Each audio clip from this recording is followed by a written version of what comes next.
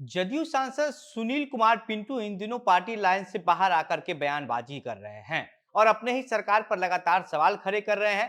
कह रहे हैं कि नीतीश कुमार ने जो है वह सबसे पहले तो उन्होंने जातीय जनगणना को लेकर के जो विरोध करवाया, उसके बाद जो है वह मोदी का वाहवाही किया और फिर अब एक बार जो है वह अमित शाह के बयान को सही बता रहे हैं। दरअसल अमित शाह ने जो है वह कश्मीर मुद्दे को लेकर के जवाहरलाल नेहरू के बारे में संसद में एक बयान दिया था, जिसमें अमित शाह ने कहा था कि जवाहरलाल नेहरू ने अपने समय में कुछ गलत फैसले लिया, जिसकी वजह से आज कश्मीर की ये स्थिति बनी हुई है। जब भारतीय सेना 3 महीने के अंदर जो है वो पूरे कश्मीर को भारत में कब्जा करने की तैयारी में थी, उस समय जो है वो जवाहरलाल नेहरू ने युद्ध पर विराम लगा करके बहुत बड़ा गलती कर दिया। पहला गलती तो यही हुआ, नहीं तो उसी समय भारतीय सेना जो है वो पूरे कश्मीर को कब्जा करके भारत में मिला देती और उसके बाद कोई ये लड़ाई झंझट होता ही नहीं। और दूसरा गलती ये कि जवाहरलाल नेहरू ने कश्मीर के इस मुद्दे को जो है यूएनओ तक पहुंचाया, ताकि इसको अंतर्राष्ट्रीय मुद्दा बना दिया और अंतर्राष्ट्रीय मुद्दा बनाने से न सिर्फ कश्मीर बल्कि भारत और पाकिस्तान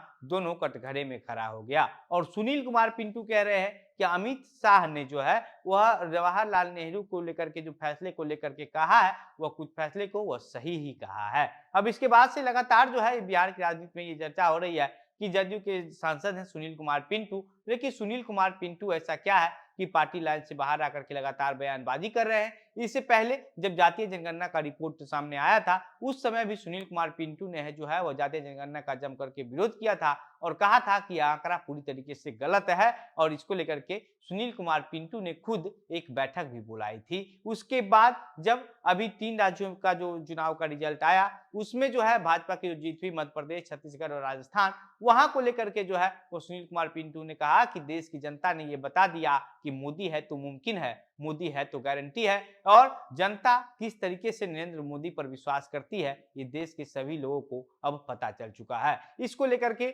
जब जदयू के से सवाल पूछा गया, जदयू के प्रवक्ता और एमएलसी हैं नीरज कुमार। नीरज कुमार कहते हैं कि जो सुनील कुमार पिंटू है वो जदयू के टिकट पर ही चुनाव लड़े हैं और जदयू के दम पर ही वो चुनाव जीते भी हैं। इसलिए अब अगर वो इस तरीके का बात कर रहे हैं तो उनको ये बात भूलना नहीं चाहिए। और लेकिन इसके बावजूद भी अगर कुछ चीज उनके मन के अंदर चल रहा है तो काहे नहीं वो इस्तीफा दे रहे हैं, तुरंत इस्तीफा दे।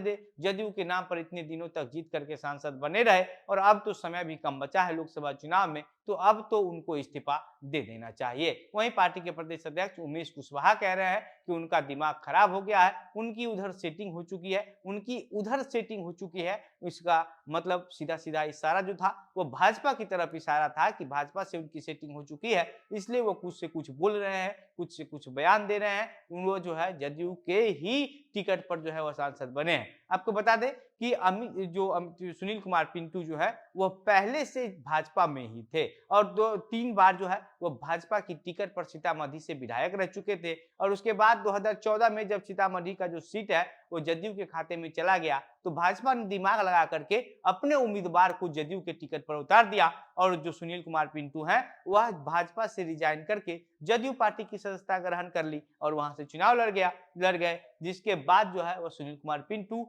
जदयू की टिकट पर जो है वह जीत करके संसद पहुंचते हैं और संसद पहुंचने के बाद अब जब एक बार फिर से चुनाव नजदीक आ गया है तो सुनील कुमार पिंटू जो हैं वह अपने ही पार्टी यानी कि जदयू को ही हमेशा कटघरा में खड़ा करते रहते हैं। बाकी अब सुनील कुमार पिंटू को लेकर के बहुत ये ज्यादा कयास लगाया जा रहा है कि जितना बहुत जल्दी जो है और सुनील कुमार पिंटू भाजपा के साथ ऑफिशियल तरीके से जा सकते हैं और जदयू का दामन छोड़ सकते हैं। जदयू के नेताओं ने तो मान ही लिया है कि सुनील कुमार पिंटू की सीटिंग भाजपा वालों से हो गई है। बाकी अब इस पर आपकी क्या प्रतिक्रिया है, आप क्या सोचते हैं, अपनी बातें हमें कमेंट बॉक्स में लिख करके बताइएगा।